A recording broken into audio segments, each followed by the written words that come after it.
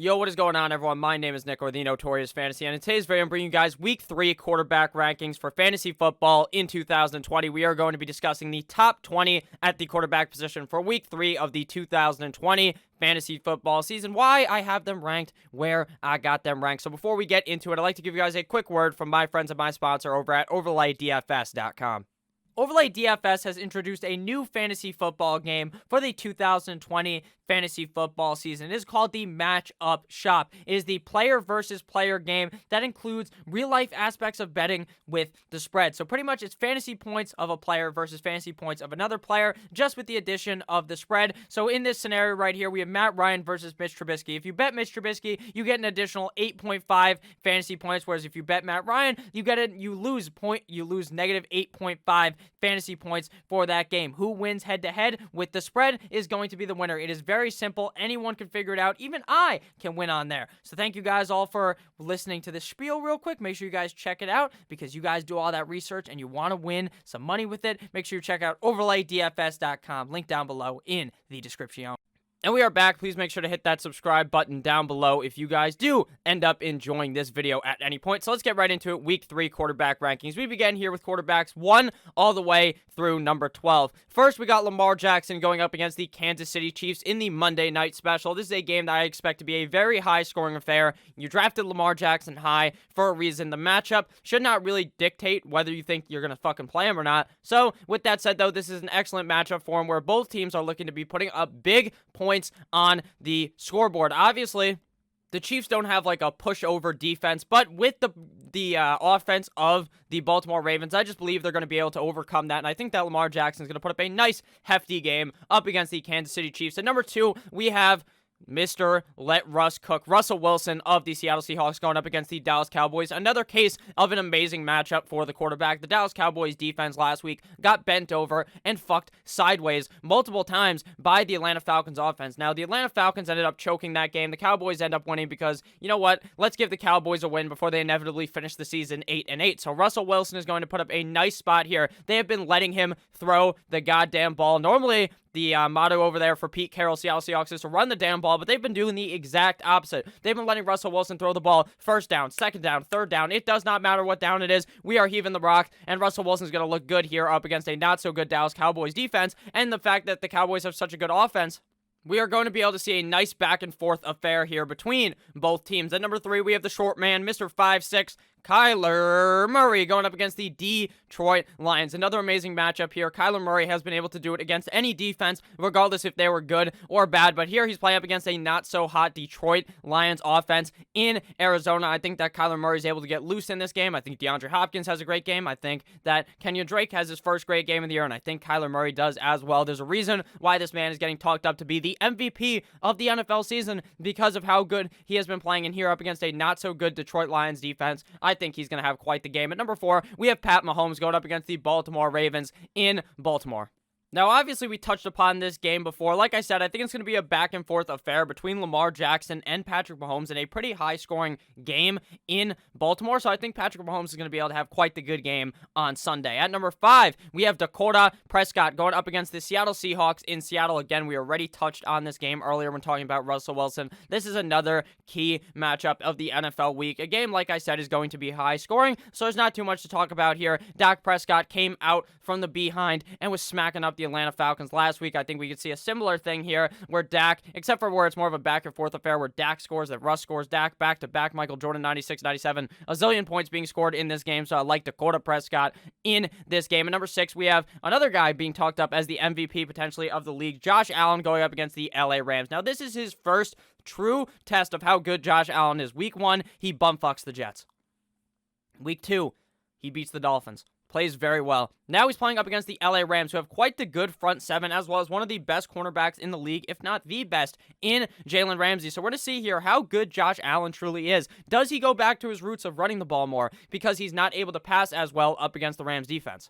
Who really knows, but we shall find out on Sunday. We'll see how good Josh Allen really is, and based on his production the last couple of weeks, you would have to put him inside of the top 6 at the quarterback position this week. Now on to quarterback 7, we have Matty Ice Baby dun, dun, dun, dun, dun, dun, dun, dun, going up against the Chicago Bears. Now this is a premier matchup for Matt Ryan, playing up against a tougher Chicago Bears defense, but Matt Ryan is kind of matchup proof due to the amount of volume that this offense produces. They're going to throw the ball probably 45 to 55 times inside of this game up against the Chicago Bears, which is obviously going to elevate the amount of points that Matt Ryan can score. I love him this week, even up against a tougher defense. And number 8, we have Wham, Bam, Cam Newton going up against the Las Vegas Raiders in New England. Now, Cam Newton ended up falling short on Sunday, or I think that was Monday night, up against the Seattle Seahawks. He did fail to convert that final touchdown in the game where they just run the ball every time on the 1-yard line. It worked 70 times before that. Obviously, they were not able to get it done up against the Seattle Seahawks. I think that Cam Newton puts up a statement game here up against the Las Vegas Raiders. They obviously came up short, like I said, last Monday, so they're going to look to bounce back here, and Bill Belichick and Cam Newton will bounce back big. I like him this week up against the Las Vegas Raiders, and it's pretty hard, honestly, to find the top 5 at the quarterback position on a given week because there's probably like 8 to 10 guys on a weekly basis who I would not be surprised finished inside of the top 5. All 8 of the guys, Lamar, Russ, Kyler, Russell Wilson, Dak Prescott, Pat Mahomes, Josh Allen, Matt Ryan, and Cam Newton, in my opinion, all could finish as the number 1 quarterback on the week. Now we begin here at number 9 with kind of a guy who I don't really see that much potential in this week being the number 1 guy, and that is Aaron Rodgers going up against the New Orleans Saints. Now I expect the New Orleans Saints to not look absolutely atrocious on Sunday night. And I'm scared that this game screams a million points being put up on the board, and it just doesn't end up happening because the New Orleans Saints are not able to score as effectively or move the ball up the field as effectively without Michael Thomas. So that does worry me, and it also worries me with Aaron Rodgers is the fact that Aaron Jones is on the team and at any point could just take a 30-yard fucking rush to his house. So at the end of the day, I like Aaron Rodgers here up against the New Orleans Saints. A pretty good matchup for him. Would be much better though if Michael Thomas was there because I think the amount of points that the Saints could put up would be much higher with Mr. Can't guard Mike or Mr. Can't guard the slant, Michael Thomas, and then he hits the flex on you straight on your ass after hitting you with a nice slant. At number 10, we have Deshaun Watson going up against the Pittsburgh Steelers in Pittsburgh. This is a very tough matchup for Deshaun Watson. We have to hope we can see a bounce-back game from Deshaun Watson this week, especially a bounce-back game from Will Fuller, who put up a goose egg last week. I expect him to do decent in this game, but up against the Pittsburgh Steelers defense, there isn't really top 5 potential on the week for Deshaun Watson. At number 11, we have Big Ben Roethlisberger going up against the Houston Texans in Pittsburgh. Obviously, we just talked about that matchup. Big Ben should be fine in this matchup. Seems very safe on a weekly basis, especially when playing at home. And up against a not-so-great Houston Texans defense, I think this is a prime matchup for Big Ben Roethlisberger to become a top 12 quarterback on the week. And number 12, we have Matty Snapback going up against the Arizona Cardinals. Now, Matthew Stafford has struggled 2 weeks in a row. Not that he has struggled, but the team kind of struggled. And now with Kenny Golladay likely playing on Sunday, I expect big things out of Matt Stafford. Not even huge things, I would say. I just expect him to play much better than he's been playing in the past. And I expect them to be able to, hey, when they get a lead, to actually keep scoring after it. Because Matthew Stafford's putting up the points early in the game. It's just later in the game that they struggle to get it going. And if Matt Patricia, that pencil in the ear motherfucker, wants to keep his job, Matthew Stafford will have a great game here on Sunday. Definitely his top 12 potential on the week up against a not-so-good Arizona Cardinals defense. Now on to quarterbacks 13 through 20. So if you guys have ended up enjoying this video thus far, you want to make sure to hit that subscribe button down below if you are new, because not only is it free, I put out content every single day to help you guys win that 2020 Fantasy Football Championship.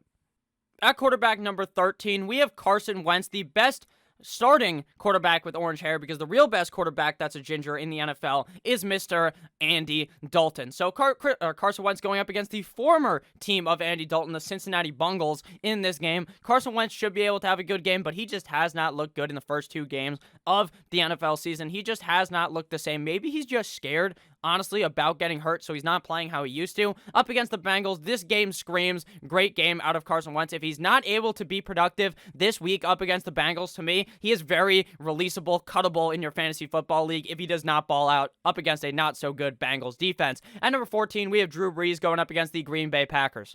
Drew Brees honestly just does not look the same without Michael Thomas, or it does not really look the same. It seems like the age has gotten to him. Like, the deep ball accuracy just does not seem to be there. The arm seems like a fucking noodle arm that you're cooking at 1 in the morning when you want some ramen. So Drew Brees is not looking all that good. This is a matchup that he should be able to do good in. Drew Brees, 2 years ago, would skull fuck the Green Bay Packers. Maybe not win the game, but he would put up a lot of points. But now, with how Drew Brees has been playing, I kind of worry, so I got him here at quarterback number 14. At 15, we have another old man, TB12, going up against the Denver Broncos in Mile High Stadium. Now, Tom Brady here, he just has not been playing good. He really has not. Now, they get back Chris Godwin, who's likely going to play in this game on Sunday.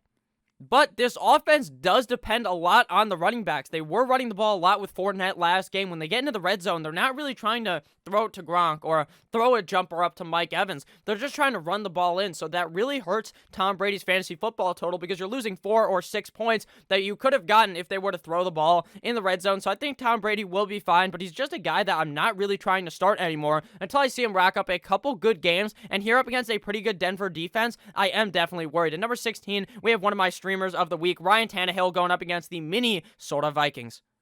That Minnesota defense looks about as useful as using a condom from 1975. So Ryan Tannehill in this game should have no problem dissecting that defense. We saw him ball the fuck out last week, and I think that we're in for another good game out of Ryan Tannehill. At number 17, we have Joseph Burrow going up against the Philadelphia Eagles, the Heisman man going up against the Eagles. The Eagles defense has not looked all that good so far this season.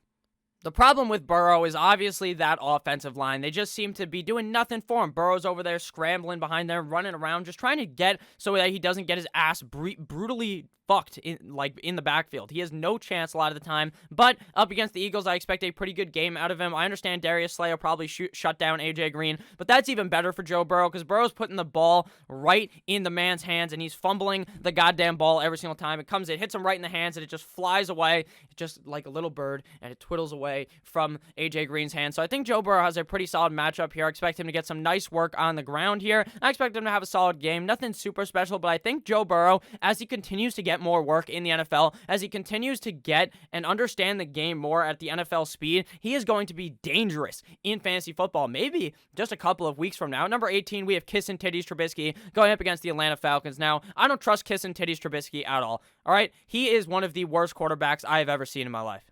But with that said, in some scenarios, it does not matter at all about the quarterback. What matters is the matchup, and the Atlanta Falcons defense is atrocious. We talked about them earlier. They let teams run an absolute train on them. So, Mitchell Trubisky is going to put up a solid game here. I don't expect him to be amazing due to the fact that he's not that good of a quarterback, but I do expect him to definitely be kind of a startable asset in a deeper league this week. At number 19, we have Justin Herbert, the pervert, going up against the Carolina Panthers. Now, that teams actually understand that he's going to be the starting quarterback. The Carolina Panthers will have actually prepared for Justin Herbert. Last week, the Kansas City Chiefs prepared for Tyrod Taylor, and instead they got Justin Herbert, the pervert, because the doctor decided to give him a nice stabbing straight in the chest. So, Justin Herbert should be able to play good here. The Carolina Panthers defense is not so good, but I do expect him to kind of come back down to earth in this game because obviously the Carolina Panthers are preparing for Justin Herbert, not Tyrod Taylor. And at number 20, we have Jared Goff going up against the Buffalo Bills defense. Now, this is definitely not a cupcake matchup for Jared Goff, but Jared Goff has looked good through the first 2 weeks of the season, and I expect him to look pretty solid here again up against the Buffalo Bills. His upside is definitely limited by the fact that the Buffalo Bills defense is so strong, so understand that, but I think Jared Goff may actually be someone who a lot of people were not looking at in drafts and may actually be a startable guy on their team in very good matchups. Here, we don't see the greatest matchup, but a game that I think Jared Goff will play big in and have to play big in to continue on the Rams train that they have been running on teams. So thank you guys all for watching this video. Let me know if you guys have any questions about anyone down below. I will always try to answer. Let me know if you guys have any rankings different than me. Maybe you think Jared Goff's going to have an excellent week. Maybe you think Mitchell Trubisky is a top 5 quarterback on the week because he's playing the Falcons. Obviously, that's possible, but he's also Mitchell Trubisky. So that's obviously the funniest thing about Mitch Trubisky is the biggest knock against him is that he's Mitch fucking Trubisky. I just think that's funny. So thank you guys all for watching. I love each and every single one of you guys. Make sure you check out overlaydfs.com. Link down below in the description. I love you all, and I'll see you motherfuckers later with another banger of a video. Have a great rest of your guys' day. Goodbye.